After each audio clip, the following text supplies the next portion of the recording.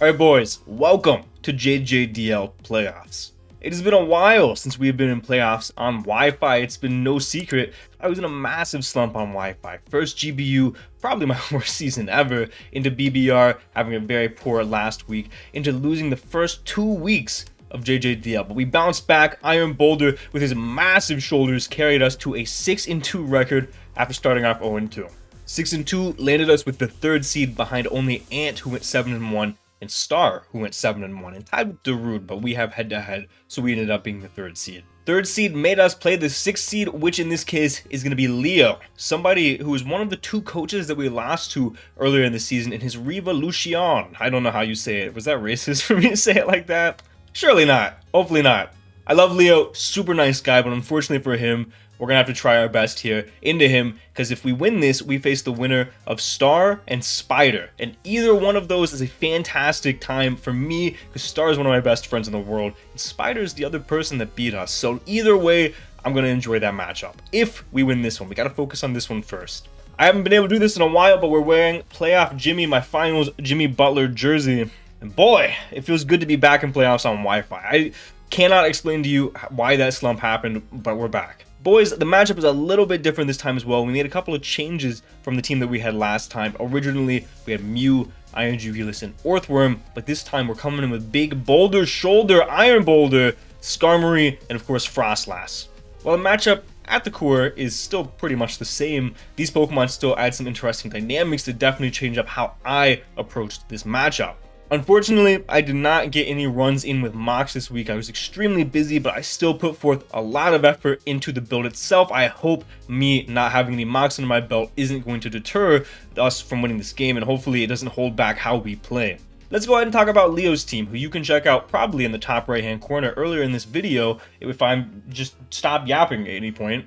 Leo's team, I believe, is the same as last time, might be 1 or 2 changes. It's Corviknight, Azumarill, Roaring Moon, Rotom Heat, Shaman, Clodsire, Terra Lycanroc Dusk, Alomomola, Hisuian Zoroark, Medicham, and Kricketune. Medicham and Kricketune are the only 2 mons that I don't remember from the first matchup, if he had or not. Very well could have, but I don't remember. I think he did at least have Kricketune, but I'm not 100% on Medicham. So where do we stand on this matchup? Well, the changes that we made did not make it any easier to deal with Corviknight. Both the steel flying types, ironically, one of them that we have, are very difficult for our team to match up into. Corviknight's very hard for our team to break. It stops Ursaluna Blood Moon dead in his tracks, and obviously Skarmory doesn't enjoy taking it on too much, and that's where an Iron Defense Body Press set, in which he could just taunt us. It's like there's a lot of mind games. He could run a lot of speed and be taunt Iron Defense Body Press himself. He could be, I think, in prison. I think it gets that.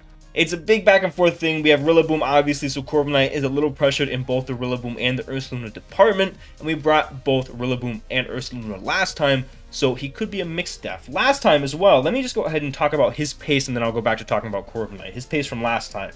His pace from last time, you can probably find it in the description below if I remember to put it there. If I don't, just ask and I'll put it there. He was a Choice Specs Hisuian Zoroark, a Spud Def Clodsire with Water Absorb, which really messed us up last time because I expected Unaware. We have Adamant, Lycanroc, Terra Fairy with Life Orb, a Banded Azu that I don't believe hit the field. We have a Corviknight that is going to go ahead and be mixed defensive. We have a Roaring Moon with Weakness Policy for attacks. So at the very least, the team that we're bringing, I do think matches up well into that. But back to the Pokemon that I think do well and why they do well. Corviknight, obviously, walls Ursaluna Blood Moon, walls Rillaboom, but it does have a tough time into Raging Bolt and Iron Hands. However, now we have Iron Boulder, and it also really gives Iron Boulder a hard time if he is Fizz Def. So the fact that we have Iron Boulder now does split Corviknight into, hey, do I want to be mixed def again, or do I want to be a specific role here? Do I want to wall Ursaluna Blood Moon completely, or do I want to wall the Iron Boulder? Because if he is Fizz Def and we get a Calm Minded 2-up with Ursaluna Blood Moon, we start doing some serious damage to that Pokemon. And we were speedy last time. We showed that we weren't afraid to be fast. So he might run a lot of speed on his Corviknight this time. A lot of mind games with this Corviknight going into this game. I'm very interested to see if he's Spud Def, if he's Fizz Def, what he wants to wall, how much speed he runs, because we were so fast on all of our Pokemon to outspeed him last time. I think that'll scare him into being some speed, but we'll have to see. The other Pokemon that guaranteed comes, no ifs, ands, or buts about it, is going to be Lycanroc Dusk. This Pokemon matches up super well into us, and there's a couple of Terra types that I'm very scared of, particularly Fairy, which we matched up into last time, and Fighting, which I was scared of last time.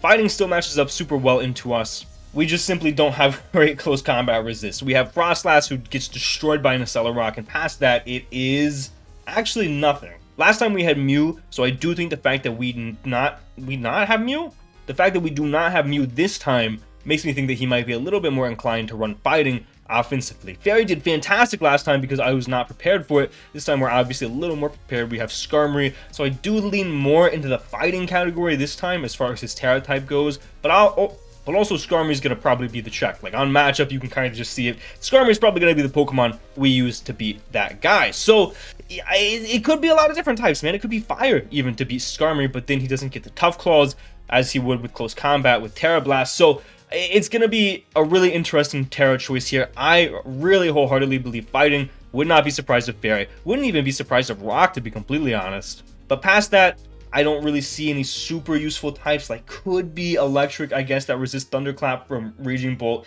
and it also resists Brave Bird from Skarmory and allows us to hit, and allows him to hit Skarmory, but then Iron Hands can kind of beat it, and we were a Fizz-Def Iron Hands last time. So I'm not really sure how he wants to go about it.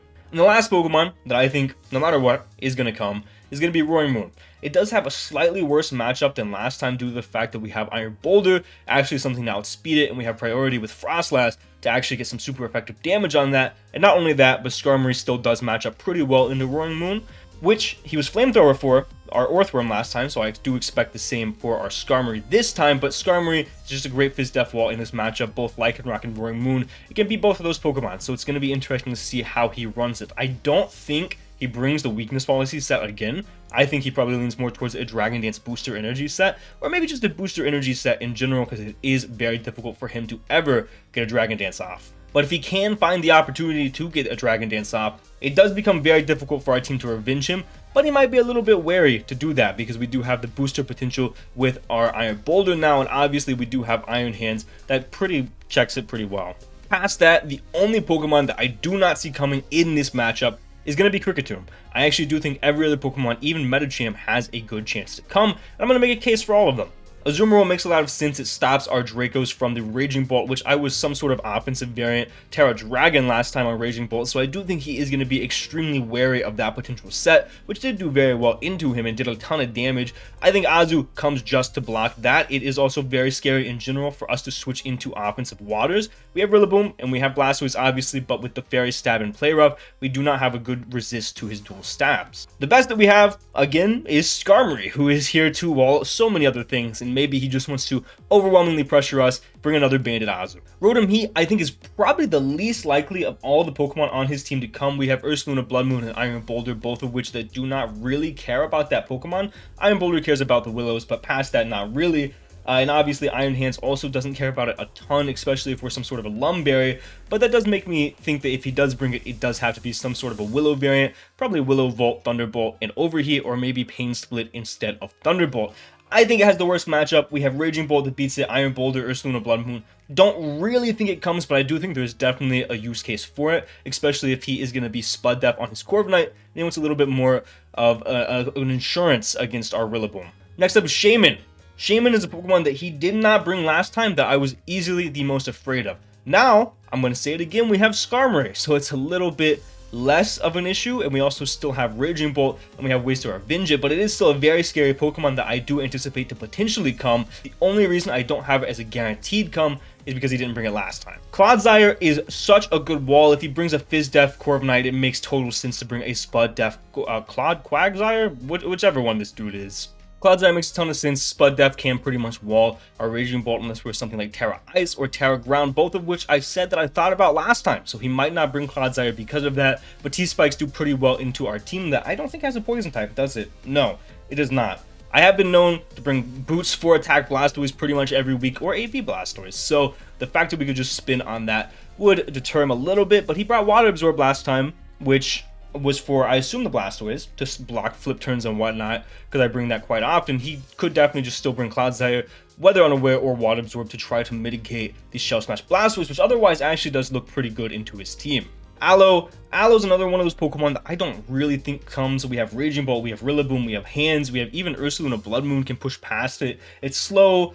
It could come specifically and only specifically to wall the Iron Boulder if he does bring a Spud Def Corviknight, I suppose, and he does bring the Rotom Heat for the Rillaboom, but then that's 3 slots and 2 Pokemon that I don't think do super well into us. So I'd be kind of okay if we saw Aloe plus Rotom Heat, but I would understand the angle that he is going for if he brings those Pokemon. Hisui and Zoroark next, that does very well into us. It's tough to switch into its dual stabs. Only real shot that we have is going to be Ursaluna Blood Moon, to be completely honest with you. Some sort of a Spadef Ursaluna Blood Moon. So I do think this Pokemon comes, and I think it does very well.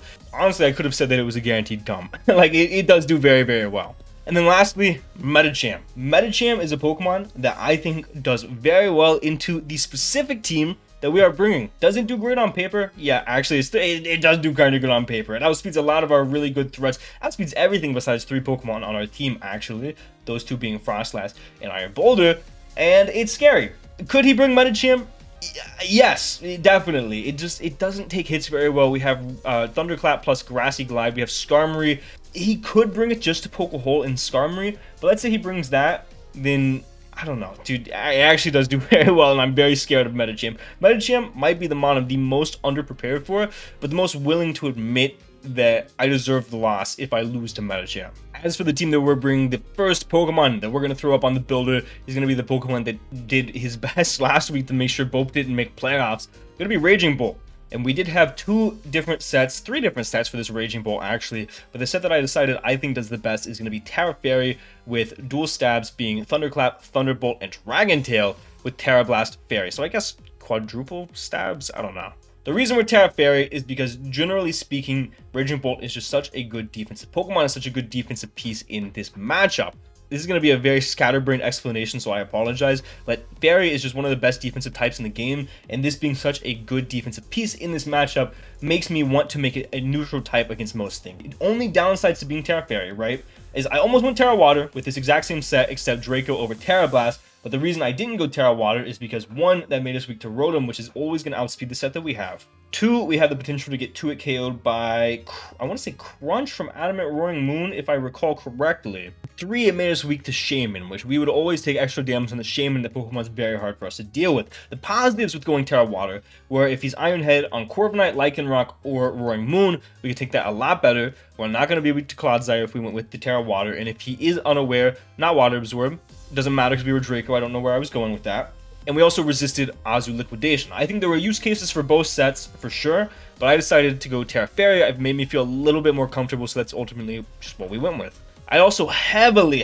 debated a booster special attack, another booster special attack lead, which I believe is what we had last time. Very similar set, except this time Tera Ground and just start destroying things. Because if we were just Tera Ground last time, he led Clodsire into us. I have a very difficult time seeing how he prevents a KO. But where last time we went with offensive Raging Bolt and defensive Iron Hands, we're flip-flopping this time. We're going defensive Raging Bolt and an offensive Iron Hands that I'll talk about a little bit later. And this is just because I think Iron Hands does better offensively and Raging Bolt does better defensively, and me making them do the opposite of that last time was a little bit awkward. And we went with Boots because, spoiler alert, we're not bringing removal this week. I really did appreciate Leftovers, but I do think that the spikes or the T-spikes are very possible, so having Boots and avoiding at least T-spikes give me some sort of a peace of mind into this matchup. We have enough speed to outspeed Max Adamant Azumarill, which is very close to what he was last time, and I think very possible. We can OHKO the Azu with our special attack investment, and also we can live 2 Life Orb close combats from Tera Fighting Lycanroc Dusk. Sorry, I read that wrong. Non-Tera Fighting Lycanroc Dusk, and I think that's without Tera. So it's not as impressive as I thought it was, right? I think that's without us Terraing. So I don't know, it's a big jumble mess. We're very physically defensive to try to take on the Lycanroc Dusk and the Roaring Moon as well as we possibly can. And then we live 2 modest non-specs Zoroark Hyper Voices. And then we went the rest into special attack modest. This mon, while it is our physical defensive check to Lycanroc, to Roaring Moon, it alleviates a lot of pressure off of certain other Pokemon that we have on our team. It does a ton of damage in this matchup. Thunderclap lets us not lose to something like Belly Drum Azumarill in the back if that may be something that he ends up bringing. Tera Fairy with Tera Blast lets us OHKO the Roaring Moon, which is really nice and not have to risk the miss of the Draco. Dragon Tail is very important, and we'll talk about it a little bit later, but basically it phases things that want to come in on us. Like if he wants to go Corviknight scouting for a Draco, we can Dragon Tail him, and we might take Rocky Helmet damage, but we can get him into something that makes him a little uncomfortable. We can Dragon Tail the incoming Clodsire, get some potential hazard chip on that, and bring in a Pokemon that might not want to match up favorably into Raging Bolt. Us using this Raging Bolt either as a Dragon Tail abuser or just an offensive piece is very very dependent, I guess is the proper word, on how we are able to play the rest of our team. Our team has a couple, I don't want to say a couple, our team has 2 different modes, I want to say, just doing outright tons of damage or getting those hazards up and playing the hazard game, and Raging Bolt can play with both of those pretty easily. Our next Pokemon is going to be Uncle Mike, our Iron Hands, and he is going to be our lead pretty much no matter what, except in the situation that we see Rotom Heat. If we see Rotom Heat, there's another Pokemon in the back that I'll talk about leading. I said that I like offensive Iron Hands a lot better than the defensive Iron Hands, and that is still true. Even though we look like we're very defensive, we have the booster attack, and we do so much damage. We're just going to be Swords Dance 3 attack, and I really wanted to go Ice Punch over Earthquake, but we can't because if he's Fizz Def Clodsire for whatever reason, which I don't expect, we don't 2-hit KO with Ice Punch. I think we have to 2-hit KO that Clodsire. I'll be honest with you guys, I think lead Iron Hands is one of the best leads in the game that I've ever experienced. Like, this mon matches up so well into so many different teams immediately. This puts our friend Leo in such a bad position no matter what he wants to lead. The only thing that I don't love is if he leads Hisuian Zoroark and I'm not going to know and I click Drain Punch. Like, if he disguises it as Rotom Heat, obviously I don't really want to click Thunder Punch, so it'll be a tough situation, but we'll switch out on the Rotom Heat anyway, so it's null and void. But the Zoroark could give us some troubles depending on what it disguises itself as. Past that though, we match up well into pretty much everything. We outspeed the Corviknight, creeping the Skarmory, so a very minimal speed Corviknight to test the waters, to see if he is any speed or not, right?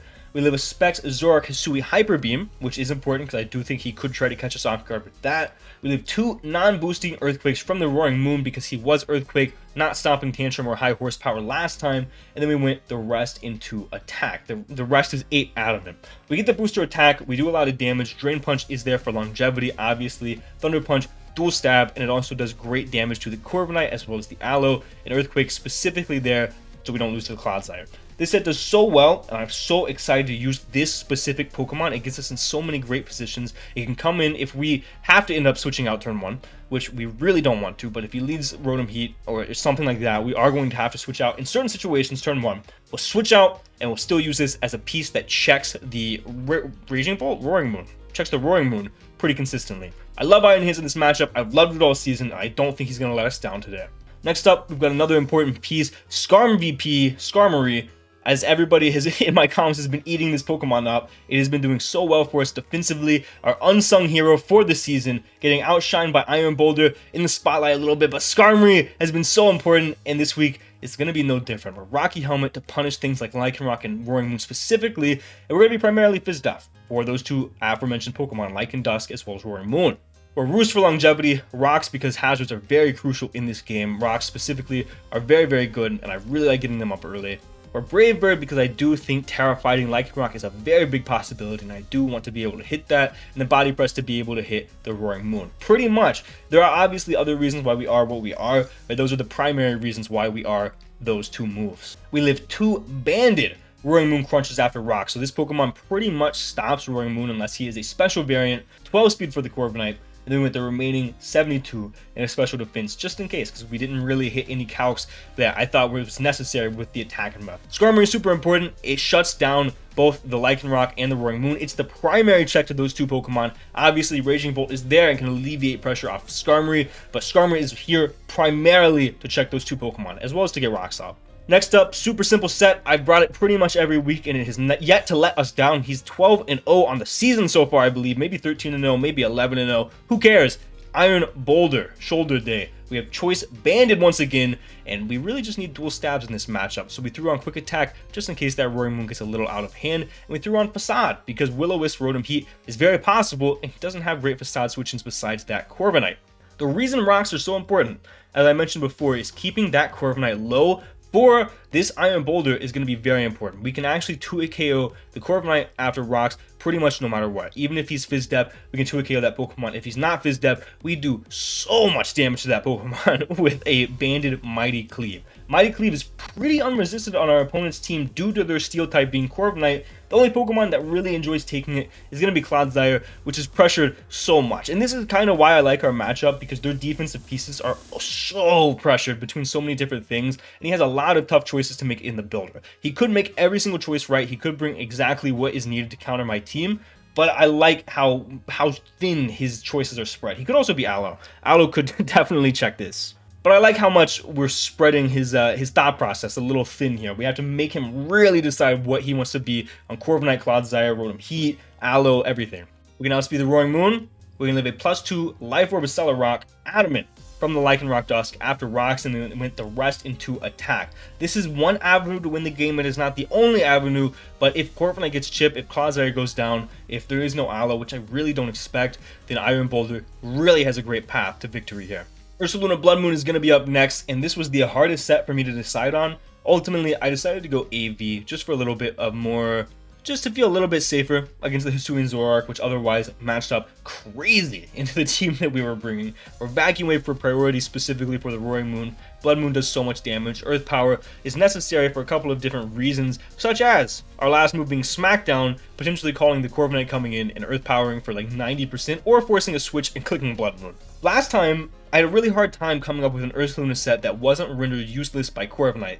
This time, I'm not as scared of Corviknight. We put Corviknight in so many bad situations, we force so many different roosts, we have so many different ways to make Corviknight's life annoying. It's going to have to choose whether it wants to defog, whether it wants to roost, whether it wants to actually attack, or if it wants to U-turn. Again, momentum, fantastic, but he's going to stay chipped. He's going to have 25% chipped on him, probably going to have rocks up, so he's probably going to have 37% chip on him. And then he's going to be in range to get 2-hit KO'd by whatever. We can call the Smackdowns, and we put him in range of Earth Power. We're a fast Ursaluna, we outspeed... I think we hit the same speed as our Skarmory, so we outspeed like 12 speed Corviknight. Basically, this Ursaluna set, I think, is not great in the matchup, but great on the team that we're bringing because of how much specifically we pressure the Corviknight all elsewhere, and also we can pressure it with Smackdown. Does that make sense? I don't know if I'm making sense. Basically, Corviknight has a really tough time in this matchup because of how I built this team, and I love it. We live 2 Hyper Voices from that Specs Zoroark, and then we went the rest in a special attack after hitting the same speed as our Skarmory. And so far, that's 5 Pokemon that Skarmory really doesn't appreciate. I mean, Skarmory can come in on the... Sorry, Corviknight. Corviknight can come in on the Skarmory, but it can't really do a whole lot unless it's Iron Defense Body Press. And if it's Iron Defense Body Press, then our Raging Bolt can come in and beat it. So that's not a really big deal. And then lastly, I did not love... this seems to be like a theme with this team. There are some teams where I'm like, man, this last slot is so tough. I didn't like any of our last Pokemon in this slot.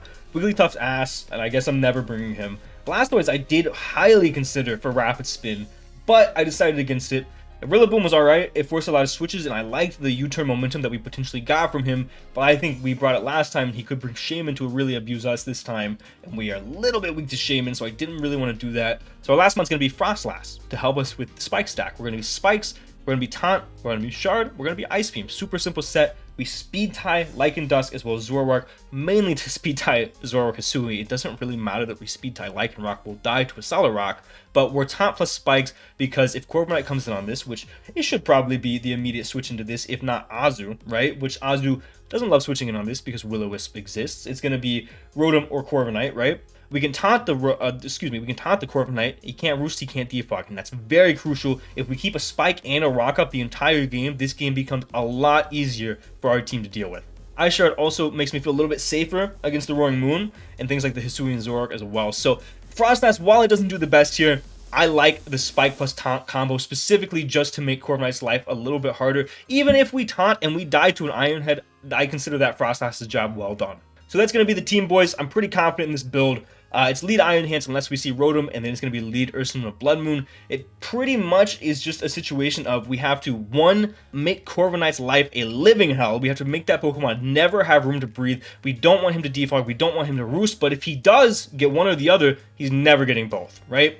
And then 2, we have to make sure Roaring Moon never gets in a position to set up. We have the pieces, I think, to win this. The only dicey things is like Lycanroc really puts us in a lot of tough spots. Azu can be a little bit difficult for us to deal with, but I think overall, we have the team to win. We just need to play it well. With that being said, please check out all of the JJDL coaches down below, as well as Leo. And thank you guys so much for sticking around for this season. This Chiempao division actually went very, very well. I was very pleased with everybody. We had a few missed uploads here and there, but generally speaking, it was a really fun time. And for a lot of these guys, first upload required Wi-Fi experience. I think it turned out super well. With that being said, guys, I'm going to go ahead and jump into this match. Thank you guys so much for watching this video. Thank you, Sunny, to editing this video. And for now, guys, this has been John Jr. signing off.